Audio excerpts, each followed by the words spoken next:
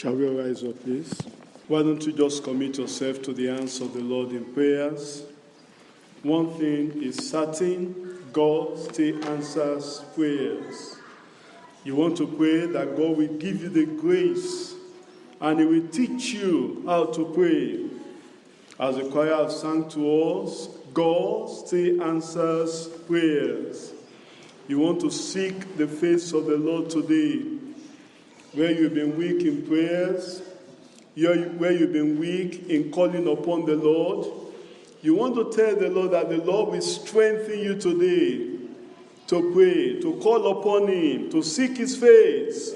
Because one thing is this certain, God answers prayers. He will hear you when you pray.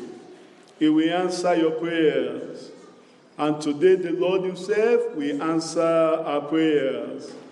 As we pray for one another, as we pray for the church, as we pray for our leaders, as we pray for our friends, our family members, one thing is certain: God still answers prayers. He will hear you. He will hear you. That altar of prayer in your family will be rebuilt. That altar of prayer in your own personal life will be rebuilt. Even today, talk to the Lord.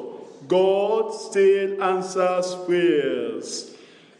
In Jesus' name we pray. Our Father and our God, we thank you for the privilege you've given unto us to come and worship you in spirit and in truth. Thank you, Lord, because since we came here, Lord, our worship has been for your own glory. And Lord, as we come to the clamors of our service today with the consideration of your word, I pray that you open these passages of the scriptures. Spirit of the living God, the Spirit of life, you will breathe life through all these passages of the scriptures we are going to read together in Jesus' name.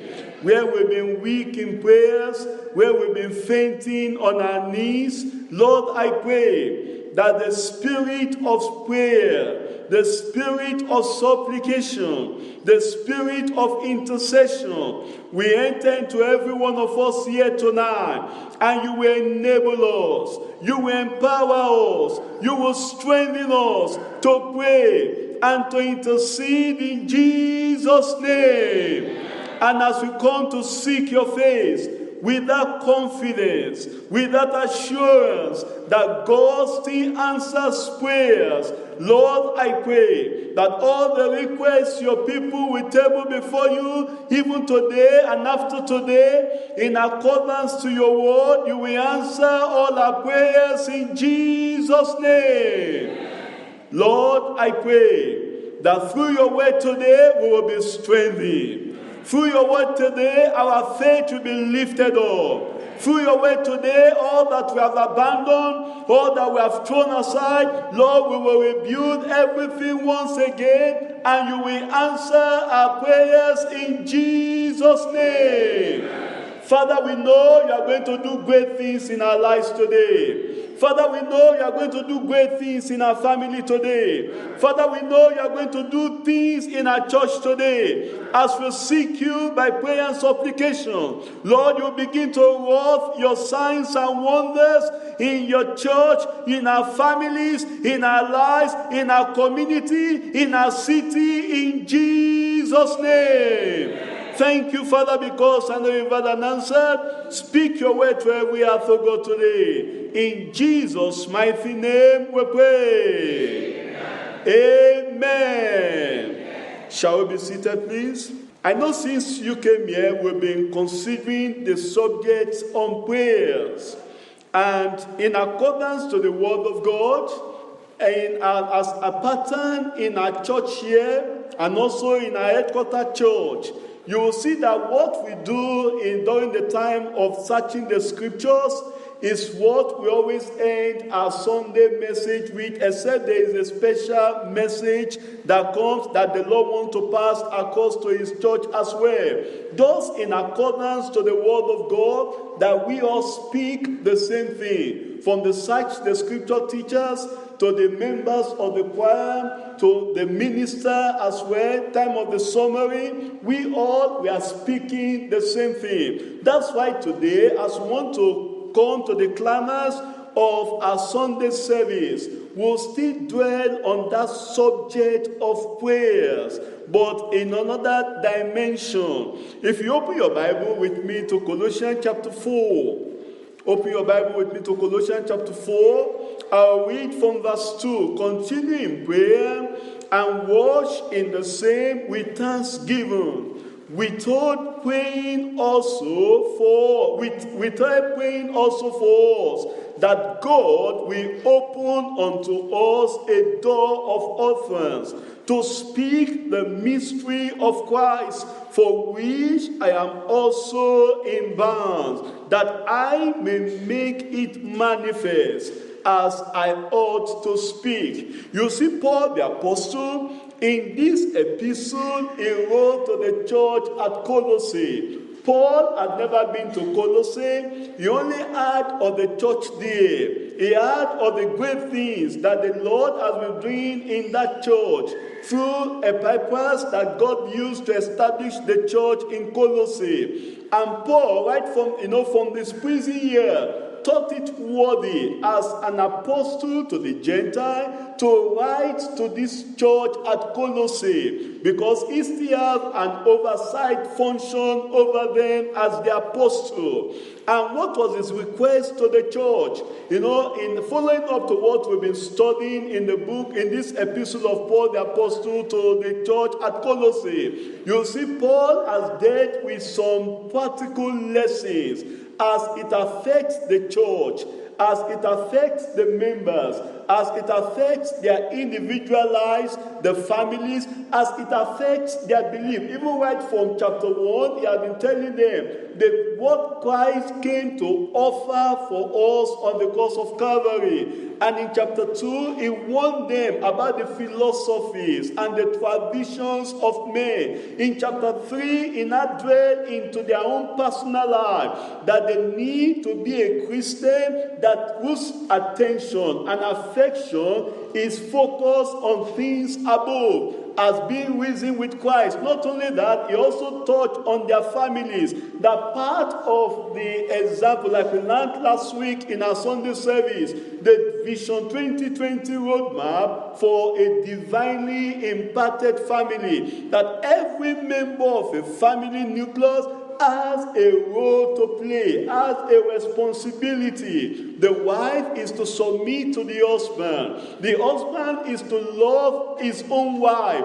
And the children are to obey their parents. And the fathers are not to provoke their children unto anger. It outlines some of all these responsibilities to them. Now, in the concluding passage, in the concluding chapter of this epistle, you see Paul the apostle now writing to the church in Colossae, requesting for prayers from them, that without praying also for us. After all the things I've written, all the exhortations I've given to you, all the corrections, the rebuke, and the strengthening of your faith, there is one request I'm demanding from you, from this church in Colossae, that you should pray for us. You see that? He said, don't fail to pray for us. You see that again at the concluding verse of this epistle.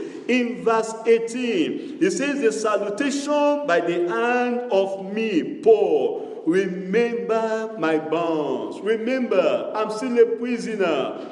Remember, this is not where I'm supposed to be. I'm supposed to be out there in the field preaching the gospel of our Lord Jesus Christ. But because of the imprisonment, because of the confinement by the Roman government, remember my bonds in your prayer. This is the only petition I have from you. This is the only request I have for you. Remember my vows. That's why today in our Sunday service, we want to consider the message titled, Leaders Plea for Believers' Intercession. The leaders pleading for believers' intercession. You see, Paul the apostle pleaded for prayers from the Colossian brethren. Paul, as a minister, one that have sought, that have been to the third heaven, one that God had used to almost write, almost half of the New Testament, one that says that this revelation that came to him was not given to him by flesh or blood, but came from our Lord Jesus Christ, the one that had a direct encounter with the Lord. Can I tell you, Paul happened to be the last apostle as ordained by our Lord Jesus Christ, because he saw Christ and he saw the revelation. Despite everything this man saw, despite his wealth, his spiritual strength, despite his glory, you see Paul the apostle demanding, pleading, requesting for prayers from this church at Colossae. It's not only this church Paul requested prayer for, the same thing he told the Romans. If you open your Bible with me to Romans chapter 15. Romans chapter 15. I'll read from verse 30. Now I beseech you. Now I plead. He's a pleading again. I beseech you, brethren there, believers, the church, for the Lord Jesus Christ's sake, and for the love of the Spirit, that ye strive together with me in what? In what? In your prayers. He told the church at Rome that ye strive. Ye strive together with me in your prayer. That's his pleading there. That's his request there. That ye strive together with me in your prayers to God for me, that I may be delivered from them that do not believe in Judea, and that my service which I have for Jerusalem may be accepted of the saints. You see his pleading here. You see him there writing to the church in Rome, strive together with me in your prayer. The same thing he told the church in Thessalonica. In 1 Thessalonians, open your Bible with me, 1 Thessalonians chapter 5, verse 25. 1 Thessalonians chapter 5, verse 25. Brethren, pray for us. He is an apostle.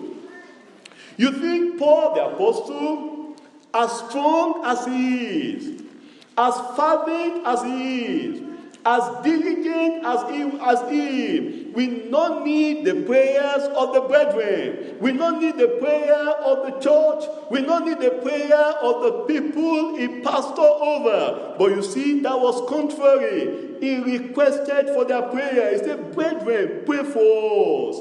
If there's anything that, brethren, we as a church hold as a responsibility through us, our leader, is our prayers for them. Is our prayers for them. As Paul the apostle requested for prayers from the churches that he established, from the brethren, so the Lord, so our leaders are requesting for prayers, are demanding for prayers from us, as those that are under their leadership. Paul the apostle sought for prayers. He requested for prayers. So we need the prayers and the intercession from our church members for us to succeed in life and in ministry and in the work that God has committed into our hands. Brethren, if the leaders are to serve us faithfully and to help us to get to our full potential in life, we need to support our leaders in prayer. It is our responsibility. It is our duty. As Paul requested for prayers, so our leaders are requesting for prayer. Our own pastor here, our father in the Lord, our general superintendent, and our regional overseers, all our national overseers, all our missionaries, they behold upon us as a church that we take it upon ourselves and pray for our leaders. That's why we are considering this message, Leaders Plea for Believers Intercession. Why do we need to plead? Why do we need to intercede? Because it's a duty that the Lord requires from us. You see in 1 Timothy chapter 2. Open your Bible with me to 1 Timothy, the first epistle of Paul the Apostle to Timothy, chapter 2. When he was writing to Timothy, he told him that it is our duty to intercede, to pray. In chapter 2 from verse 1, I exhort therefore that first of all supplications, prayers, intercessions, and giving of thanks be made for all men. Be made for all men. Leaders, our spiritual leaders, they need our intercession. Our national leaders, they need our intercession. Our local leaders in our community here, they need our intercession. Because it says for kings and for all that are in authority, that we may live a quiet and peaceable life in all godliness and honesty. For this is good and acceptable in the sight of God our Savior, who we have all men to be saved and to come unto the knowledge of the truth. That's why we need to pray. That's why we need to intercede. Because the Lord wants us to intercede. Not only for our Christian leaders, but also for all our rulers. For the monarchy in the United Kingdom. For all our national leaders, the Prime Minister, the local government, the First Minister in Scotland, the local government councillors. It is our responsibilities. Members of the Scottish Parliament. Members of the Parliament in London. It is our responsibility to pray for them. That's why the Lord is speaking to us tonight on this message. Leaders Plea for Believers Intercession. To intercede simply means to pray to God on behalf of another individual. That's what intercession simply means. It is to pray on behalf of a group of people. It is to pray on behalf of a church. This ministry of intercession can be mighty in its impact and influence, both on the lives and the spiritual welfare of all our leaders, both spiritual and national leaders, of all our friends and neighbors, our community, if only we can take it upon ourselves to pray. Like we are told during one of the covenant services message, that if we must receive heavenly help, we need to offer earthly help. And one of the earthly help the Lord is telling us to offer this year is the help of intercession, is the help of praying on behalf of the leaders, on behalf of families, on behalf of the church, on behalf of the work of God. And when we do this, revival will we experience. When we do this, breakthroughs will we experience. When we do this, the work of God will make progress. And as we pray, the Lord will answer our prayers in Jesus' name. As Paul requested prayers from the church at Colossae, so all our leaders request the prayer from every one of us. As members of the church, the best we can give to the leadership is not your money.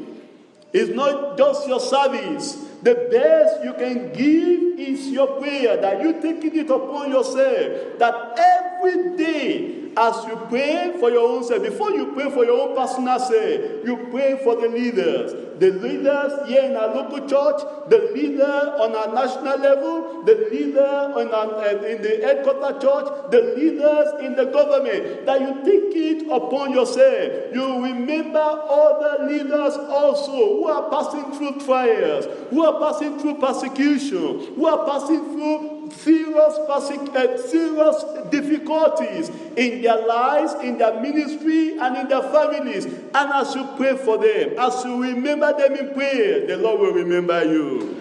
I said the Lord will remember you. And your own prayers, the Lord will answer in Jesus' name. You know, brethren, that's why we want to look at this message under Feast of Beni. Point 1, we want to look at Bible records of effective intercessors.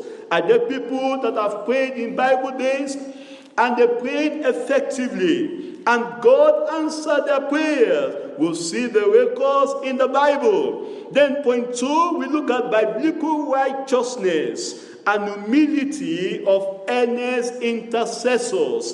If we must pray aright, like we learned in our side the scriptures, there are some qualifications. There are some things that the Lord wants to see in our lives: biblical righteousness and humility, the righteousness of Christ, the holiness of heart, that we are praying, and for our prayers to be effective and to be answered by God. Then there must be a life of righteousness, because the Bible says the effectual prayer of a righteous man availeth much. And when we pray that kind of prayer, then what do we see in our midst? There will be the blending and the rapport among evangelical intercession. When there is that righteousness, you having that righteousness, I'm having that righteousness, and we come to pray as a church, that unity, that blending, that rapport will be there. And as we pray, our prayers will be answered in Jesus' name. But let's see, what do we have records of people that prayed effectively, that intercede on behalf of others? Let's go back again to our text, Colossians chapter 4. Colossians chapter 4. Paul the apostle encouraged the church at Colossae in verse 2. Continue in prayer.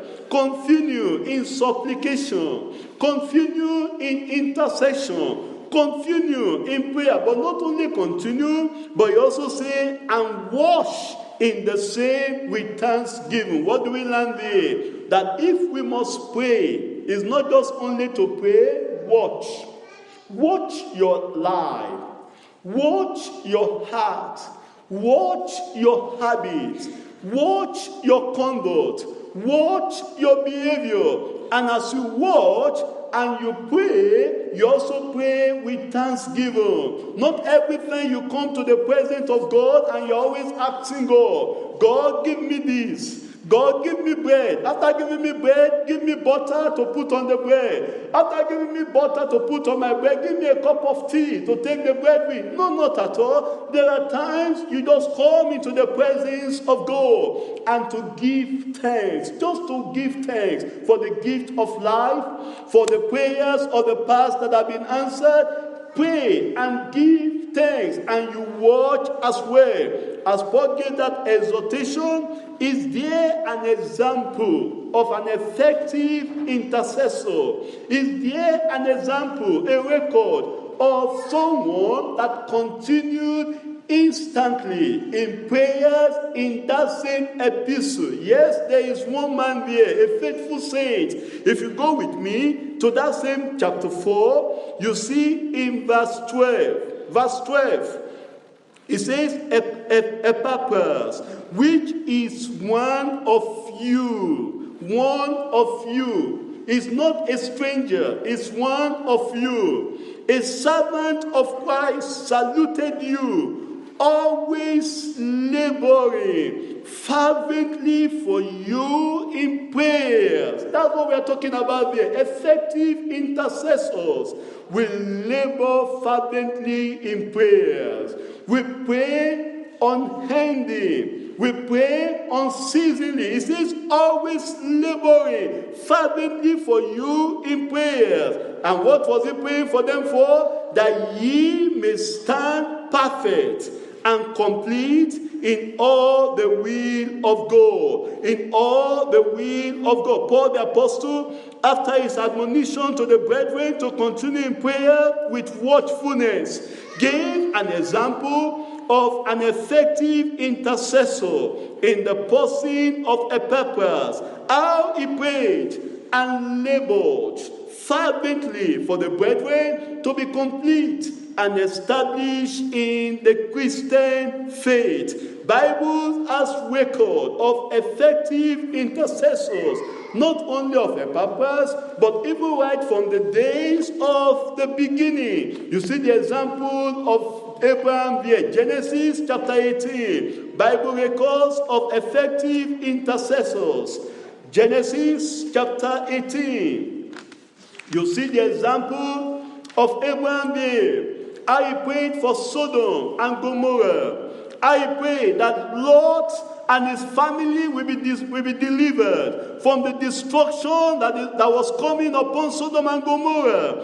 In Genesis chapter 18, I will read from verse 23. And Abraham drew near and said, wilt thou also destroy the righteous with the wicked? You know, before this time, God came to Abraham and revealed to him the destruction that was coming upon Sodom and Gomorrah. I want to ask you a question. If you are the individual, that God gives you a revelation of destruction that is coming upon the nation, of destruction that is coming upon an individual, of destruction that is coming upon a family or upon a church, I want to ask you, what will you do? Will you not say, oh yes, they deserve it? Oh yes, they need to be destroyed so that righteousness will reign? That was not Abraham. That was not Abraham. God gave Abraham the revelation that Sodom and Gomorrah will be destroyed. But Abraham took it upon himself to pray for Sodom and Gomorrah. That your colleague in the office, you see her destroying her life because of alcohol, because of tobacco smoking, or the use of drugs. What are you doing about it? Do you just fold your hand and say, well, let her destroy herself? Let him destroy himself? It will bear the consequences on the day of judgment? No, my brother. No, my sister. It is your duty to pray for him. It is your duty to pray for her, that God will deliver him. That God will deliver. You see a family that is struggling. They are struggling in that family. They are struggling in their life. And you know about it. And you are aware about it. What do you do about it? Do you take time to pray? Do you take time to seek the face of the Lord? That the Lord will have mercy upon that family. And the Lord will deliver that family. Look at Abraham here. Let's learn from his example. From the record of Abraham. He took it upon himself. And Abraham drew near.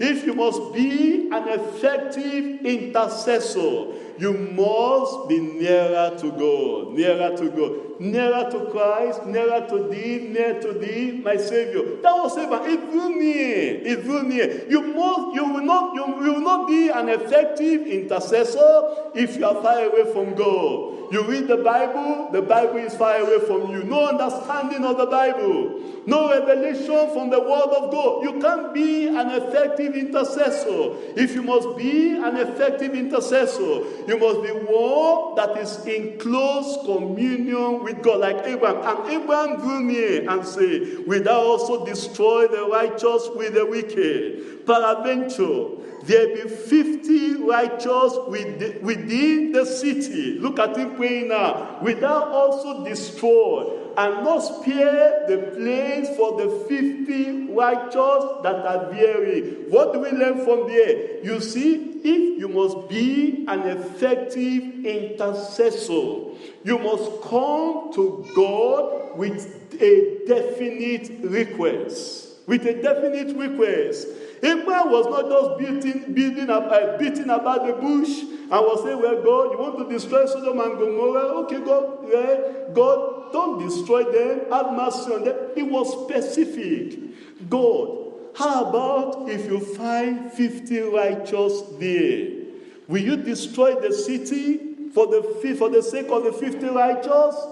It was specific. If our prayers, our intercession for the nation, our intercession for the church, our intercession for our leaders, if it's going to be effective and answered by God, there must be specific requests, definite requests that we are taking to God. And you see, Abraham prayed all through. In verse 25, that it be far from thee to do after this manner, to slay the righteous with the wicked, that the righteous should not be as the wicked, that they be far from thee, that be far from thee, shall not the judge of all the earth do right? What do we learn from there?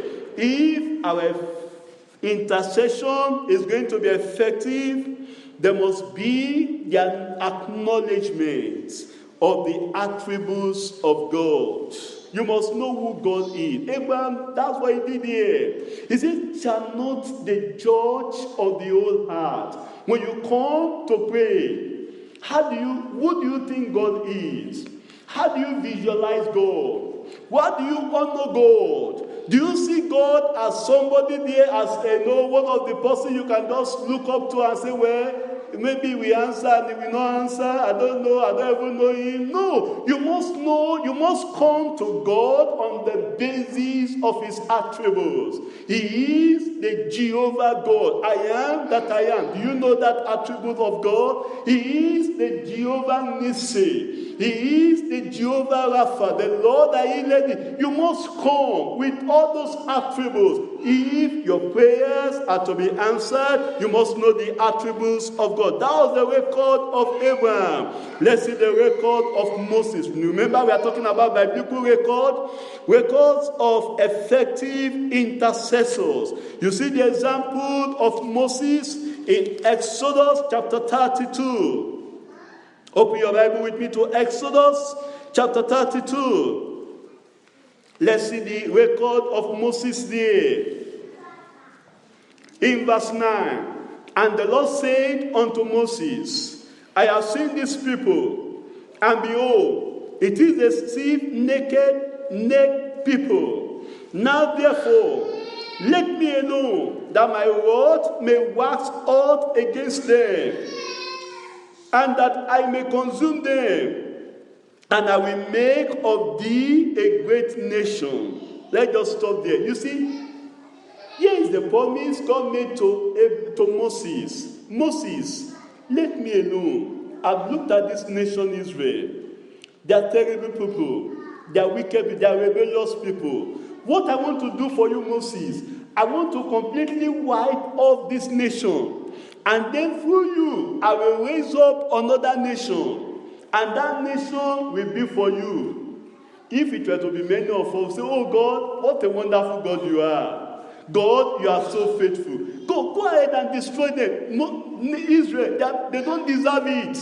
Go ahead. What are you even waiting for? I told you I will destroy them since yesterday. Not Moses. Not Moses. Are there not many people that are willing to jump on opportunities? That are willing to jump when they see, oh, that brother is not doing well, that sister is not doing well, oh yes, let him die, let her go, and then I will take over the position. That's not Moses. That's not Moses. Moses, when God told Moses, this is what I'm going to do for the nation of Israel. I'm telling you, if you are to be an effective intercessor, self must die in you. Self must die in you. If you are still selfish, you cannot be an intercessor. You cannot pray for others. If self is still reigning in your heart, If self is still reigning in your soul, you are consumed with the passion of self. You cannot pray for others. Look at Moses, when God gave him, look at what Moses said. And Moses besought the Lord his God. The besought the Lord is God. You must have a personal relationship with God if your prayer must be answered. He had a personal relationship with God. He recognized God. He says he besought the Lord his God and said, Lord, why would thy word wax hot against thy people, which thou hast brought forth out of the land of Egypt with great power and with a mighty arm? He began to intercede.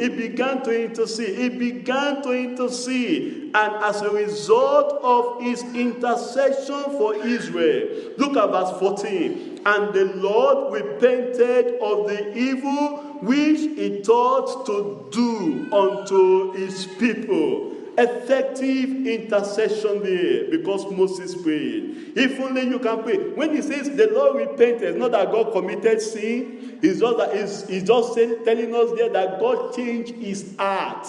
He wanted to destroy the people before, but now God changed his heart and said, okay, Moses, you have prayed for the people, I will not destroy them again. I'm telling you, brethren, many judgments upon individuals, many judgments upon churches, many judgments upon nations will have been averted if believers are faithful in interceding for those nations. If believers are faithful in interceding for those churches. If believers are faithful in interceding for those families. If believers are faithful in interceding for those churches. I pray the Lord will wake us up today and we will begin to intercede. And we'll begin to pray. And the Lord will answer our prayers in Jesus' name. Can I hear a louder amen? Let's see the example of Daniel in Daniel chapter 9. Daniel chapter 9. I'll read from verse 3 there. Bible records of effective intercessors.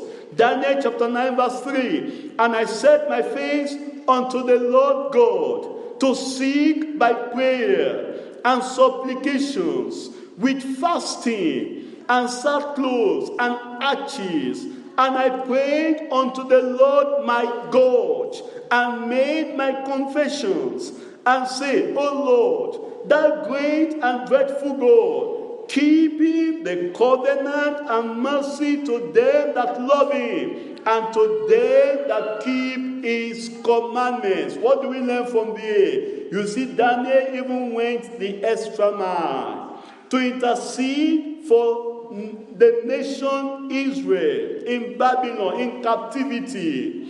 You know what did he do there? The Bible says he sought the face of the Lord by prayer, with supplications and fasting.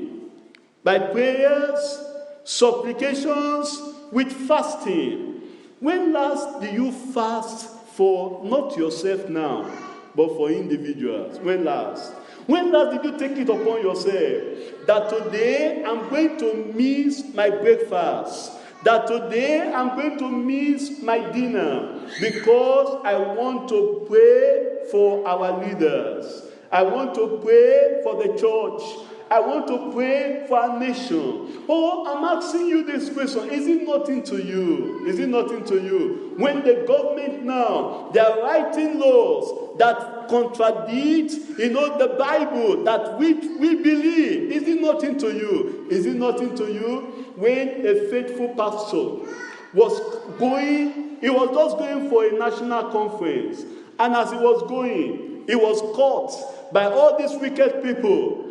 And he was beheaded for standing on his faith. Is it nothing to you? Is it nothing to you when many in a particular nation, we have the privilege of serving God faithfully like this? No disturbance, nothing. But for them to have Sunday worship, They do it under the disguise.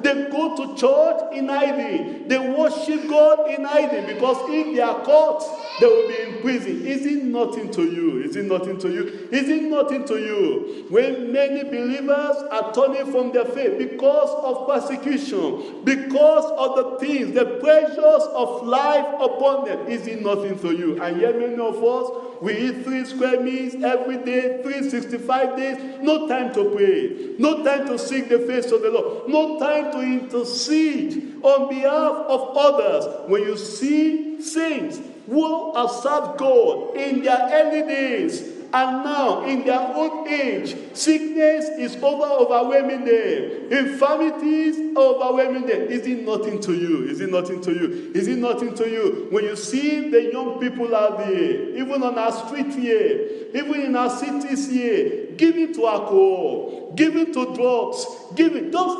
yesterday, there was a commentary that was passed in one of the cities in Scotland. If you go to almost all the parks, you will see the syringes that these young people, they've used in injecting themselves with hard drugs.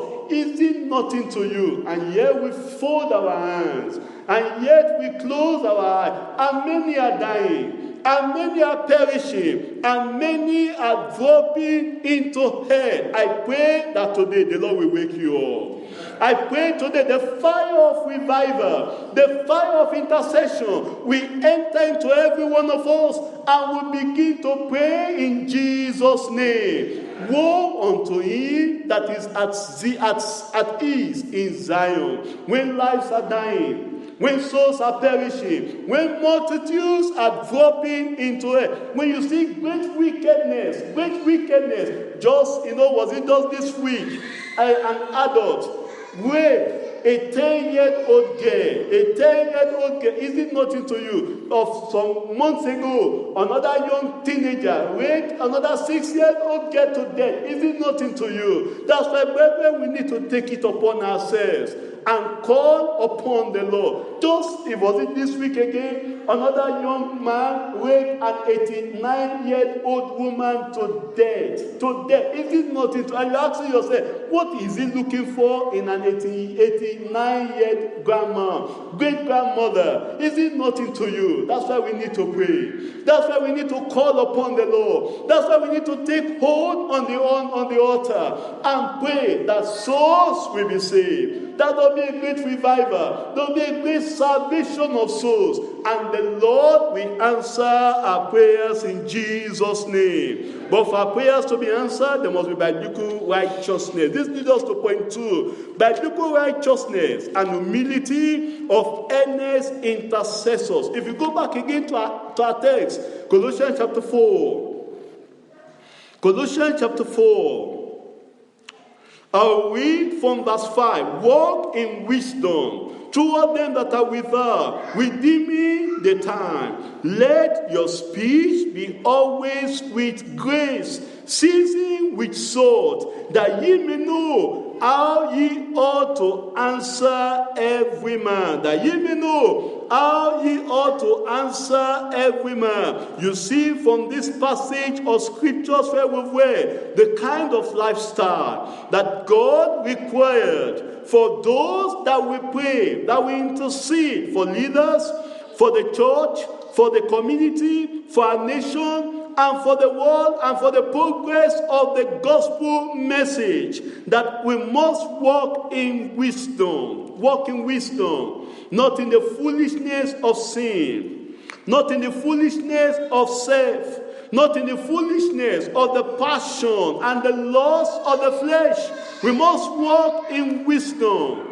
As you relate with people, walk in wisdom. As you go to the offices, walk in wisdom. As you relate with men in your school, walk in wisdom. As you talk to one another, walk in wisdom. With them that are without, redeeming the time. Your time is precious, my brother. The time we have is so short. If God gives you the privilege to live 100 years here on earth, is still short. It's nothing to be compared to eternity. It's nothing. Redeem your time. How do you spend your time every day? Are you redeeming your time? Do you give account of how you spend your time? That's the kind of righteousness the Lord requires from us. Do you spend time? You look at your time. You have 24 hours in a day. How do you spend that 24 hours? Do you measure up your 24 hours and ask yourself the question, out of these 24 hours I have in a day, how much do I spend on myself? How much do I spend on the things of God? How much do I spend on others? Redeeming your time. Don't just waste your life. Don't just waste your time. Don't just waste the hours. Spend your time wisely because the time is short. How do you live your life every day?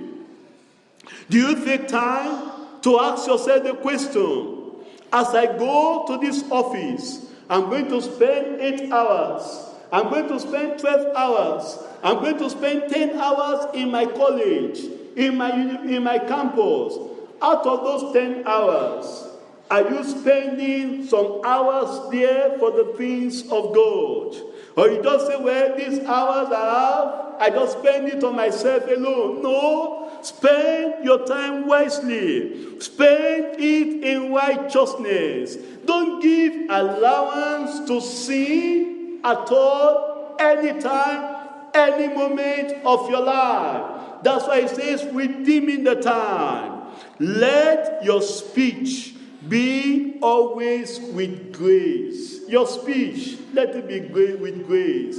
As you relate with one another, as we talk with one another, let your speech, let it be with grace. Anything that will minus grace in that speech, hold your mouth. Don't speak. Don't speak. Because the Bible says there, if we must be earnest and effective intercessor, there is a kind of biblical righteousness.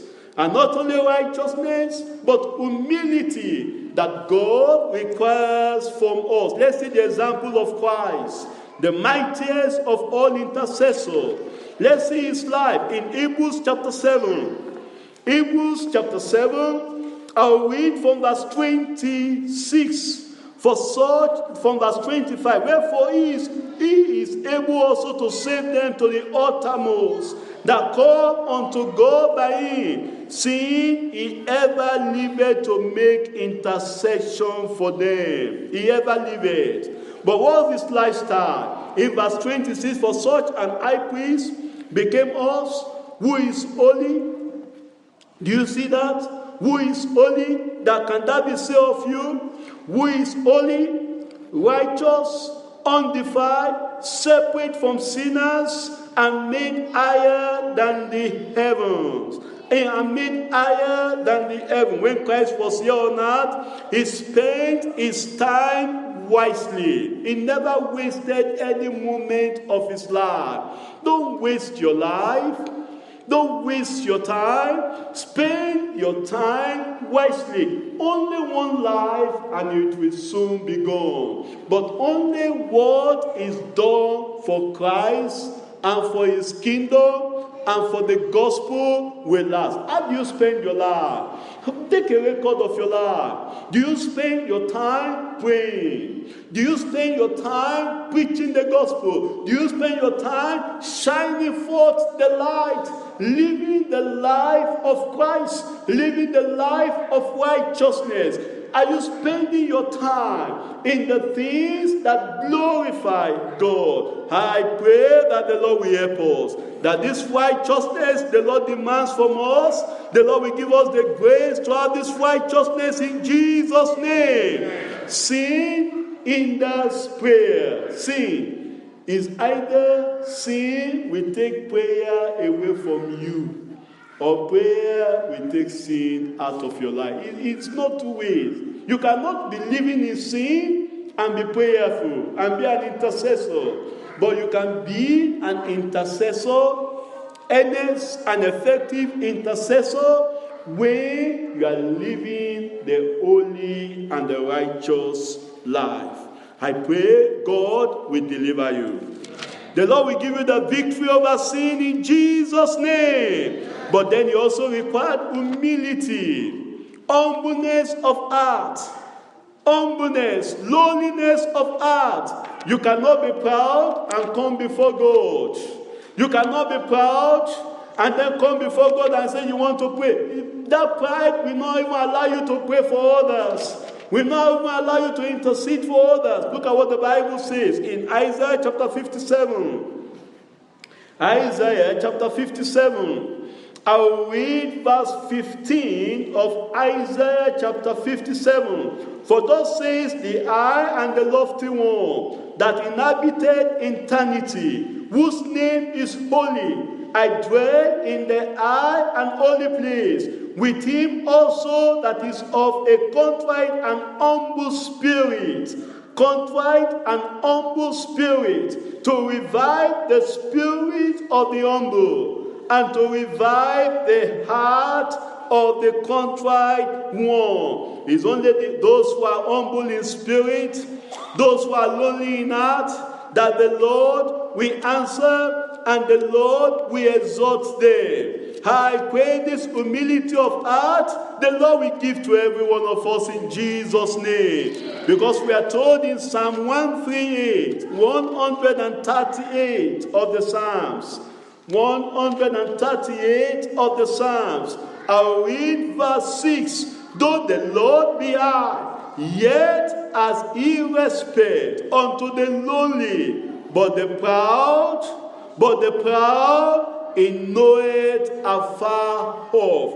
Every spirit of pride, the Lord will take away from our lives in Jesus' name. Pride, when it's hidden in the heart or visible in our lifestyle, will negate other good qualities in our lives and hinder our prayers from being answered. But when we come to God today by grace and by faith, and we turn away from all our sins, I pray God will take every pride away. The past pride will be forgiven. All the sinfulness will be cleansed. And this Christ-like righteousness, the Lord will give to every one of us in Jesus' name. Because if we must pray, this righteousness, where the arrow there stands for right motive, we must have it. As we come before the Lord in prayer, have the right motive. Let there be the eye, the integrity, that you are praying not because of show, that you are sincere, you are honest. There must be the gentleness in your life, that you are gentle. You are lonely of heart, and the H there, the humility. There must be that humility, and then as you come to intercede, the T, you're always having the trust, the faith in God, because without faith, it is impossible to please God. And the E there, you have the endurance. You are enduring. Persecutions may be there, challenges may be there. That's the kind of righteousness we are talking about. The righteousness that stays, even when the furnace of fire is burning fearlessly. The O there must be obedience to God. The U there must be the unity. Unity with the brethren. The S there in the righteousness, there must be the self-denial, that you are denying yourself. And the end here, the new nature. You have that new nature, new heart. The E there, excellent in morals. Like Daniel, that there was no occasion found against Daniel. And then the S there must be the separation from sinners, like we see in the life of our Lord Jesus Christ. That's the kind of righteousness the Lord requires from us. That you are separating yourself, your lifestyle, your conduct. You are not like the sinners out there. You are separate from sinners. And the S there must be the steadfastness. The steadfastness. The steadfastness. When we have this righteousness, it will make our praying effective. It will make our intercession for others to be answered by God. I pray God will give us this righteousness. Righteousness in our heart. Holiness in our character. Humility in our heart. The humbleness of heart, the lowliness of mind, the Lord will give to every one of us. and we begin to pray in Jesus' name. But then there must be this unity, this rapport as evangelical intercessor. This leads us to point 3 before we pray. Blending and rapport among evangelical intercessors. I want to ask us a question. Have you ever used the blender to make some pepper? When you blend those peppers, bring all those peppers together. After the blending of the pepper, can the tomato from the blended pepper rise up and say, oh, I am tomato in this pepper? Have you ever seen that? Can the other green pepper, can they rise up and say, I'm the green pepper in this blended pepper? No, not at all. You see a complete blend. You see a complete blend. The same thing the Lord is telling us tonight, that if we must come and pray effectively as evangelical intercessor. If you look at this passage in Colossians chapter 4 where we were, you see Paul the apostle, he began to mention names. He mentioned there was this rapport, there was this friendliness, fellowship among the brethren. He said, these are my fellow helpers, these are my fellow servants, this one was my co-laborer, this one I sent him from here, this one was the one the Lord used to establish the church, and none of them rose up and said, oh, Paul, don't call me that. I want to be identified by my own self. The only one that did that was Demas. He forsook the Lord. I pray you will not be the Demas in the church. You will not forsake the Lord. You will not forsake his word. Brethren, the Lord is calling us today that we need to intercede. We need to pray. We need to call upon the Lord. And as we pray, we must be united. There must be a good rapport, a fellowship among us. We must be united together, strong together, holding hands together, like Moses and all, as Aaron and all held the hand of Moses in that mountain, so we today we are going to hold the hands of our leaders. Starting from our local pastor here, I request, pray for me. Starting with our father in the Lord, pray for him. Starting with all our regional overseers, our regional overseer in Scotland, pray for him. Brethren, it's not to gossip, it's not to talk bad about our leaders, it's to pray for them. And when we pray, the Lord will answer our prayers in Jesus' name. And as we pray unitedly, whatever we bind here on earth, the Lord will bind in heaven. And the church of God will make progress. And you yourself, you will be happy. You yourself, you will make progress. As you help others to make progress, you will make progress. This year, you will soar high. This year, you will go high. And greater things, the Lord will reveal and the Lord will give unto us in Jesus' name. Let's rise up and begin to pray now. Let's begin to commit all these things to the hands of the Lord in prayer. You want to pray and tell the Lord, say, God help me. I'm going to pray. We've seen the record of Bible intercessors, effective intercessors in Bible days. We've seen that of Moses. We've seen that of Epaphras. We've seen that of Paul the Apostle. We've seen that of Abraham. You want to be in that record. Let heaven have record of you as an effective intercessor. As an effective intercessor. Let there be that righteousness. Let there be that humility of life. Humility of character, the righteousness and the holiness in our heart. Let's pray that the Lord will help us. And let's begin to pray this very day. Let's begin to pray for all our leaders. Let's begin to pray for all our pastors. Let's begin to pray for all our national overseers. Let's begin to pray for all our regional overseers. Let's begin to pray for our general superintendent. Let's pray for all our national leaders. Remember Her Majesty the Queen, pray for her. Remember her husband, Prince Philip, pray for him, that the Lord will visit him. Let's pray. Open your mouth and pray and intercede, and the Lord will hear us. The Lord will hear us. The Lord will answer our prayers. Let's call upon the Lord, and the Lord will answer our prayers.